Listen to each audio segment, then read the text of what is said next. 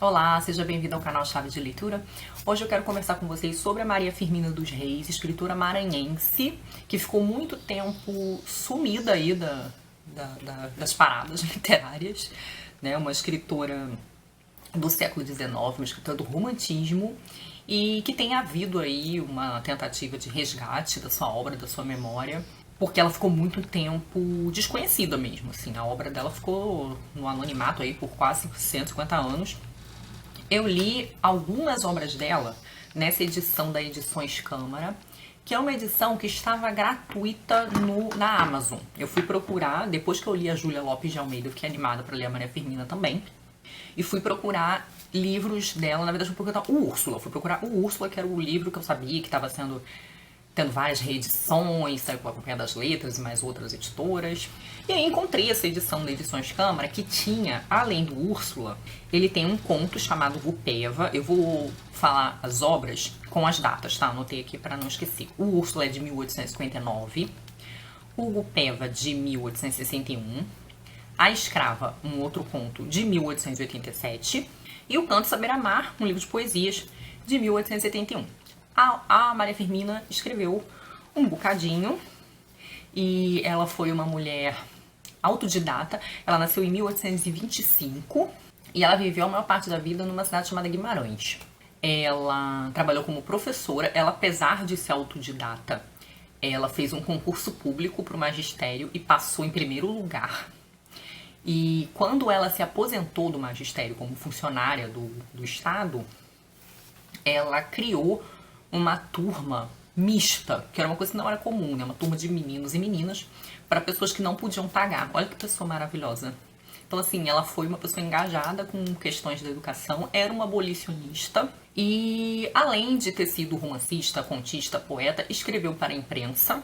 Enfim, uma figura histórica muito interessante que ficou aí esquecida. Só que a Maria Firmina, né, ela é muito importante por vários pontos. O romance dela, Úrsula, esse romance de 1859, ele é considerado o primeiro romance de uma autora brasileira. Então ela é, assim, pelo que se sabe até agora, a primeira escritora brasileira publicada, conhecida.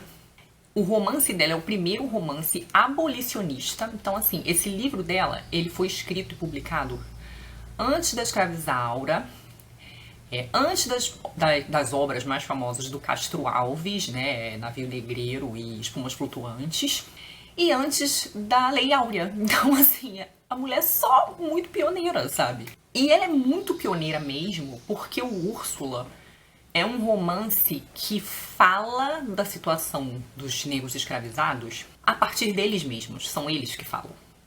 Né? Então não é a visão do colonizador, é a visão dos escravizados, né? Então, assim, me digam se essa mulher não é muito pioneira, né? E ela também é considerada a primeira autora negra. Então, assim, o primeiro livro de autor negro também no Brasil. Eu não sei se de autor, homem ou mulher, ou se só de autora, mas eu já vi essa conversa aí também, de que também seria uma espécie de... Ela seria fundadora da literatura escrita por pessoas negras no Brasil. Esses outros textos dela, os contos que estão nessa minha edição, também tem essa preocupação, né, em denunciar violência, opressão, escravidão. Então, o Gupeva é um conto de tema indígena, que era um tema comum do romantismo também, só que aqui ela vai apresentar com uma visão bastante crítica, né, de como o europeu sempre ferra a vida dos índios.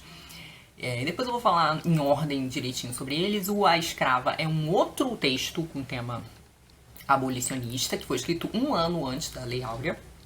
E o Canto Saber Amar é uma coleção de poemas com diversos temas, inclusive vários temas nacionalistas, né? Eu falei pra vocês que a Maria Firmina, ela é contemporânea do romantismo e a obra dela é bem marcada pelo romantismo, né? O que significa que a obra dela é muito marcada por idealização, uma relação muito forte com a natureza, uma idealização da natureza, muita descrição da natureza e de uma natureza que de uma certa forma espelha os anseios dos personagens, ela espelha os estados emocionais dos personagens. Existe uma visão na prosa bem maniqueísta, então bem contra o mal. Os personagens muitas vezes são títeres desses ideais, desses sentimentos, né? ou a mulher que é muito pura e inocente, o homem que é um vilão e a pura maldade, enfim. Também existe o sentimentalismo e uma valorização da redenção pelo amor, né? E essas coisas estão todas presentes, nacionalismo, nos livros dela. No Úrsula, a gente tem uma história principal, que é uma história de amor, né? Eu vou dar uma colada aqui no nome dos personagens, né? A Úrsula é a personagem principal, ela é uma menina que mora com a mãe dela é muito doente, é a Luísa B, o nome da mãe dela. E a mãe dela foi vítima da violência e, assim, da opressão masculina. Então, assim, a Úrsula e a mãe vivem numa situação social meio perigosa, vulnerável, além do fato da mãe ser doente, por conta da perseguição do tio da Úrsula, ou seja, do irmão da Luísa. Né? Um cara aí que se vinga delas, sacaneia a vida delas no passado e agora ele vai voltar como vilão mega horrível pra sacanear de novo. A Úrsula conhece um rapaz chamado Tancredo. Esse rapaz, ele tá vindo num cavalo, assim, muito numa situação de muito cansaço e meio doente também. Ele cai desfalecido, desmaiado na rua e ele é socorrido por um escravo, que é o escravo da Úrsula, que é o Túlio. E o Túlio, então, salva a vida do Tancredo. E o Tancredo, em agradecimento, né, recompensa o Túlio com a liberdade. Então ele alforria o Túlio, compra a sua liberdade. E ele também se apaixona pela Úrsula, quando ele a conhece, porque quando o Túlio não, né, leva o rapaz para casa da Luísa B, e a Úrsula fica ali se dividindo entre cuidar da mãe e cuidar do doente. Aí eles se apaixonam, e é aquela história super rocambolesca de amor, enfim. O negócio é o contexto onde se passa essa história de amor, né? Você então vai ter esses escravos que vão falar da sua condição, eles vão dizer como eles sofrem pra caramba. Além do Túlio, tem a escrava Susana, que vai fazer assim... A escrava Susana é uma escrava nascida na África. Então ela vai falar sobre o processo super violento de ter sido arrancada da sua terra e vir no navio negreiro em condições super precárias, com doença, sujeira, fome, enfim, violência. E essas falas dos escravos são as partes, assim, realmente mais emocionantes e tocantes e eu acho que historicamente também mais importantes do livro. Tem uma passagem em que o Túlio fala assim: a minha condição é a de mísero escravo, meu senhor, continuou, não me chameis amigo. Calculaste já, sondastes vós a distância que nos separa? Ah, o escravo é tão infeliz, tão mesquinha e rasteira é a sua sorte. Uma das partes mais pesadas nesse ponto da denúncia da violência contra os escravos é um relato da negra Susana, onde ela fala assim, vou ler um trechinho. Meteram-me a mim e a mais 300 companheiros de infortúnio e de cativeiro no estreito e infecto porão de um navio. 30 dias de cruéis tormentos e de falta absoluta de tudo quanto é mais necessário à vida passamos nessa sepultura, até que abordamos as praias brasileiras. Para caber a mercadoria humana no porão, fomos amarrados em pé, e para que não houvesse receio de revolta, acorrentados como animais ferozes das nossas matas, que se levam para recreio dos potentados da Europa. Davam-nos a água imunda, podre, dada com mesquinhez, a comida má e ainda mais porca. Vimos morrer ao nosso lado muitos companheiros à falta de ar, de alimento e de água. É horrível lembrar que criaturas humanas tratem a seus semelhantes assim, e que não lhes dou a consciência de levá-los à sepultura, asfixiados e famintos. E continua, esse é um relato longo e é, assim, acho que um momento icônico na literatura brasileira, né? Que é essa denúncia da escravidão antes da abolição total da escravatura e falado da boca de uma escrava, né? Então, assim, é muito importante que esses textos sejam resgatados, né? No mais, assim, é um texto que para leitor contemporâneo ele vai soar um pouco estranho, porque ele tem várias dessas características românticas, exagero, aquelas pessoas que quando estão na leito de morte, agonizando, fazem um longo discurso, né? Ou então pessoas que eram crápulas que de repente são redimidas pela força do amor, enfim. Mas tem questões históricas interessantes além dessa questão dos escravos. A Maria Firmina coloca uns comentários sobre a condição feminina, porque tanto a Luísa B é vítima da violência e da opressão do irmão. Dá a entender que o marido da Luísa B também não era lá essas maravilhas todas. A própria Úrsula acaba sendo vítima desse tio, que é um insano, é um acelerado e vai cismar com ela em um determinado momento. E o Tancredo, quando ele vai falar da família dele, ele fala como o pai oprimia a mãe também, como a mãe era essa mulher santa, pura, né, muito bondosa. Existe também esse excesso de idealização de certos personagens, né? Mas a mãe do Tancredo sofria também maltratos do marido. Esse livro ficou sumido, ele sumiu mesmo, assim, e ele foi descoberto pela década de 70 por um pesquisador que, não sei se ele estava num processo de procurar documentos ou coisas antigas, ele encontrou um baú cheio de escritos e no meio estava lá o livro assinado como Uma Maranhense. Então esse livro ele não foi publicado com o nome da Maria Firmina, ela assinou Uma Maranhense, e aí acho que ele foi correr atrás para descobrir quem era a autora, né, e como é que foi, como é que saiu, enfim. Aí já descobriu-se a época em que o livro foi anunciado nos jornais, enfim, né, na época da sua publicação.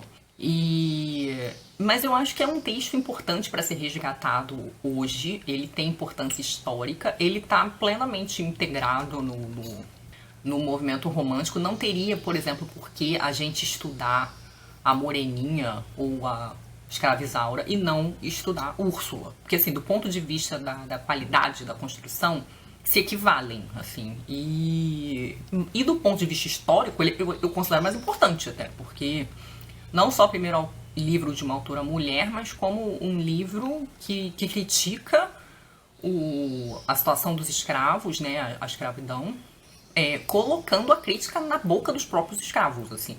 Existe aqui alguma empatia da Úrsula e do Tancredo com a situação dos escravos, mas põe os escravos como pessoas falando, né, e inclusive com um código moral próprio, né, que é o caso da Susana. Vai acontecer uma situação com a Susana e ela vai ser perseguida, enfim, não vou contar a história toda, mas assim, o modo como a Susana se comporta mostra que ela tem um código de ética, assim, muito próprio, além do que a Susana fala que bárbaros são quem invadiu o seu país e violentou as pessoas e as arrancou da sua vida e a tratou como animais, né? Bárbaros não são eles, é quem fez isso com eles. Então, assim, a importância histórica desse texto é inestimável. Bom, depois, então, nessa minha edição, vem o Gupeva. O Gupeva é um conto, né, de 1861, como eu falei. E o que acontece? O Gupeva é um índio. E essa história, ela vai... Eles vão falar um pouco sobre um romance meio impossível entre um europeu, que é um francês, o Gaston, e uma índia, que se chama Épica, e de como essa relação impossível tem a ver com a Índia Paraguaçu, aquela Índia que foi dada em casamento pelo pai para um português e ela foi batizada na França, e é a história que deu origem ao Caramuru, né, do Santa Rita Durão. Então essa história do Gupeva, ela tem uma ligação com essa história do Paraguaçu. E é essa coisa de europeus estragando a vida dos indígenas de algum modo. É uma história também trágica, uma história de amor trágico, amor impossível, enfim. Mas que vai mostrar esse embate aí cultural. Em seguida vem o conto A Escrava, é um conto de teor abolicionista também, só que aqui ele não tem os escravos muito falando por si. Ele tem algumas cenas em que os escravos falam por si, mas a foco é numa senhora abolicionista. E é interessante, muito interessante esse conto de 1887, ou seja, um ano antes da Lei Áurea, porque aqui a Maria Firmina vai falar das pessoas que já eram engajadas em redes abolicionistas. Então, pessoas que protegiam escravos fugidos e que corriam lá para comprar a alforria deles antes que eles fossem pegos novamente. E é o que vai acontecer. Então, essa senhora abolicionista, ela tá num grupo, numa reunião com amigos, conhecidos, e ela decide contar por que ela acha que a escravidão é uma abominação. É uma abominação, porque que é uma coisa que depõe contra a civilidade de qualquer sociedade que adote essa prática. E ela então vai contar essa história de quando ela protegeu 2 escravos, uma mãe e um filho, uma senhora e o seu filho. Essa senhora já muito abalada, perto da morte, e de como ela consegue então alforriar o filho, porque a mãe não dá tempo, ela morre, né? Mas antes dela morrer, ela faz um longo discurso sobre, né, sua situação de violência, opressão e tudo mais. É um conto bem curtinho, mas aí retomando a questão do tema abolicionista, né? E por fim, então, o último livro dessa minha edição é o Cantos à Beira-Mar, um livro de poesias que é de 1871, que tem muitos poemas, a maioria dos poemas são poemas longos. E assim, tem muitas elegias, ou seja, poemas mais tristes, poemas de homenagem fúnebre, ela faz poema para a mãe dela, alguns poemas para amigos dela, ela faz poemas em homenagem ao poeta Gonçalves Dias, que era conterrâneo dela, né? Ela faz também muitos poemas de homenagem para figuras históricas, pessoas que lutaram na Guerra do Paraguai. Ela faz muitos poemas de louvor à própria natureza, né? Então, a lua, enfim. Então, ela usa também muitos formatos bem musicais, como a redondilha. Então, os poemas dela são bem musicais, bem ritmados. E tem bastante essa coisa da idealização da natureza, de um certo patriotismo até um pouco descolado da realidade, assim, certos louvores da pátria que ela faz, e que a gente sabe, não é muito assim, entendeu? Mas assim, que tá muito ali integrada nos temas da época dela, né, e no tipo de poesia que se fazia na época dela. Então eu gostei muito de ler essa edição com mais obras da Maria Firmina. Vou deixar o link aqui embaixo para essa mesma edição minha, então que tem essas 4 obras. E que o bom, né, se tomara que esteja gratuita ainda, porque aí fica mais acessível ainda. Mas eu sei que tem, para quem quiser o livro físico, tem várias edições diferentes. A Maria Firmina morreu pobre e cega. Ela inclusive morava, se eu não me engano, na casa de pessoas que tinham relação com a sua família, porque na sua família, ela foi criada numa família cheia de mulheres, né? Ela parece que ela era filha ilegítima, então ela morava com a mãe, com a tia, com as primas, com um monte de mulher e mais algumas escravas. Na casa dela tinha alguns escravos. E me parece que quando ela morreu, ela estava na casa de uma dessas pessoas que, se não era escrava, era filha de escravo, alguma coisa assim, mas tinha alguma ligação com escravos da família dela. Eu acho que no Maranhão, por ela ter participado na imprensa, ela teve algum conhecimento durante um tempo, algum reconhecimento, sim, né? Mas depois acabou, então, ficando esquecida. Acho importante que seja resgatada. Não sei ainda se ela já está no processo de ser incluída em lista de vestibular como a Júlia Lopes de Almeida, mas eu acho que seria super interessante, porque é uma figura histórica importantíssima, né? Que antecipou muitas coisas importantes do ponto de vista social mesmo, da crítica social, da análise social, né? Uma pessoa muito crítica, muito consciente dos problemas do seu tempo. Então fiquei muito, muito satisfeita. E a quem decidir ler, sempre lembrando que é preciso olhar com esse olhar histórico para a obra dela, né? E considerando aí as características bem particulares do romantismo, né?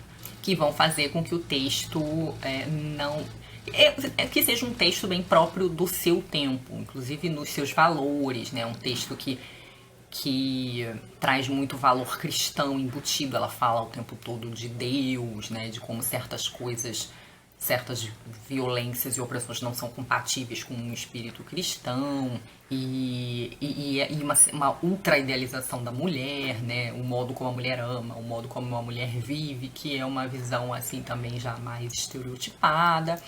Mas na questão, eu acho que histórica, tanto da figura dela, das coisas que ela alcançou, né, como autora e figura histórica, como dos temas que ela introduz na obra dela, eu acho que é importantíssima de ser conhecida e divulgada. Tá, então fica aí, espero que vocês animem para ler a Maria Firmina. Quem já leu, vem conversar comigo sobre o livro. Se você conhece aí mais alguma autora, escritora desse tipo também, que está em processo de ser redescoberta, deixa a dica aí para nós. Beijinhos e até a próxima. Tchau.